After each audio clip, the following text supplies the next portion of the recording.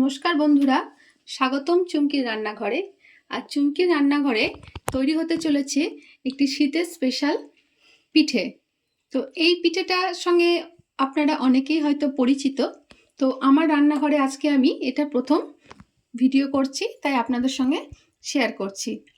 তো এই গোকুল পিঠে বানানোর জন্য আমি এখানে 500 গ্রাম ময়দা নিয়েছি। আর এই ময়দার মধ্যে আমি ময়ান দেওয়ার জন্য এখানে আমি 2 চামচ ঘি ব্যবহার করব।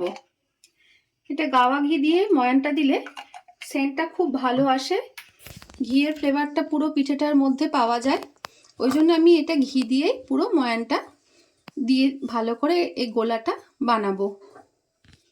এবার এটা আমি ভালো করে একটা সুন্দর একটা মিশ্রণ বানিয়ে নেব। ঠিক চপটপ ভাজতে গেলে যেরকম একটা ব্যাটারের প্রয়োজন পড়ে, ঠিক সেই রকম আমি এখানে একটা ব্যাটার তৈরি করব। এটা হাত দিয়ে আমি গুলছি। হাত দিয়ে গুললে বেশ ভালো, এই দানাগুলো একটুও থাকবে না, ওই জন্য আমি হাতের ব্যবহারটা করছি। ভালো করে মসৃণ করে এই গোলাটা গুলে নিতে হবে। ব্যাটারটা আমাদের রেডি হয়ে গেছে, এটা আমি এবার এক পাশে রেখে দেব। এবার পরবর্তী স্টেপগুলোতে আসছি। এখানে আমি নিয়ে নিয়েছি 2 কিলো দুধ। এটা আমি ভালো করে ফুটিয়ে একদম ঘন ক্ষীরের মতন করে নিয়েছি। দেখতেই পাচ্ছ বন্ধুরা কেমন ঘন হয়েছে, আর এর মধ্যে অনেক সর পড়েছে। এটা দুর্দান্ত লাগে খেতে। যেহেতু আমি একটু দুধের জিনিস খুব ভালোবাসি, সেহেতু আমার কাছে তো এটা খুব প্রিয় একটি খাবার। তো তোমাদের কার কার কাছে ভালো লাগে আমাকে অবশ্যই কমেন্ট করে জানিও। এই ক্ষীরটার মধ্যে দুটো উপকরণ আমি অ্যাড করব। প্রথমে আমি দিয়ে দিচ্ছি খুব সামান্য পরিমাণে চিনি দেব। 4 চামচ চিনি দিলাম, বেশি চিনি দেব না, এটা তো ক্ষীরের খুব মিষ্টি হয়ে গেলে ভালো লাগবে না, ক্ষীরটা হালকা মিষ্টি থাকলেই ভালো লাগবে। আর এখানে আমি 3টে এলাচ গুঁড়ো করে নিয়েছি, সেই এলাচটাও আমি এর মধ্যে দিয়ে দিলাম। এবার আমি গ্যাসটা অফ করে দেব, কারণ দুধটা যেহেতু অনেকক্ষণ ধরে ফুটে প্রায় রেডি হয়ে গেছে। এর মধ্যে চিনিও দিয়ে দিয়েছি, এলাচ গুঁড়ো দিয়ে দিয়েছি, আমি এটা এবার অফ করে দেব।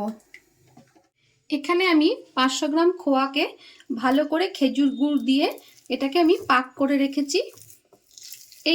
এই ভিডিওটি আমার যে পাটিসাপটার ভিডিও আছে সেখানেই এটা দেওয়া আছে বলে আমি আর এই ভিডিওটা নতুন করে আর দেখালাম না। এইটা এরকমভাবে এই পুরটা তৈরি করতে হবে। তারপরে এটা একটু চপের মতন, যেমন আমরা আলুর চপ করতে গেলে যেমন আলুটা মেখে এরকম করে একটা শেপ দিই, সেই রকম একটু আলুতে চ্যাপটা চ্যাপটা করে এরকম করে চপের মতন করতে হবে। তো আমি প্রথমে কয়েকটা এরকমভাবে গড়ে নিই। তো বন্ধুরা দেখতে পাচ্ছ এখানে আমি এইভাবে কয়েকটি গড়িয়ে নিয়েছি। এবার আমি এই ব্যাটারের মধ্যে চুবিয়ে জাস্ট চপ যেমন ভাজে সেরকম করে ভেজে নেব। এই ব্যাটারের মধ্যে এগুলো একে একে দিয়ে দেব।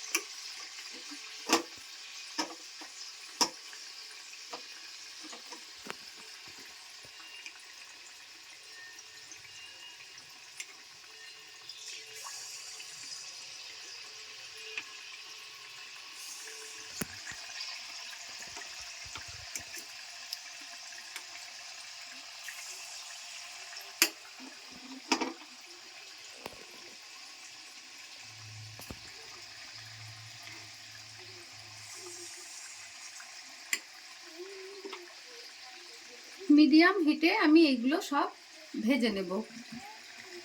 হিট খুব বাড়াবো না, তাহলে পুড়ে যাবে, ভাজাটা ঠিকঠাক হবে না। এই যে বন্ধুরা ভাজা হয়ে গেছে, এবার এগুলো তুলে আমি ক্ষীরে ডুবাবো। প্রথমে একটু বেশি দিয়ে ফেলেছিলাম, বুঝতে পারিনি, 6-7টা দিয়ে ফেলেছি বলে 2-1টা ফেটে গেছে, সেই জন্য তেলটা কেমন হয়ে গেছে। কিন্তু এবার আমি অল্প ছেড়েছি, 4টে করে দিয়েছি, তাই কিন্তু এবার এইগুলো কিন্তু একটাও ফাটেনি।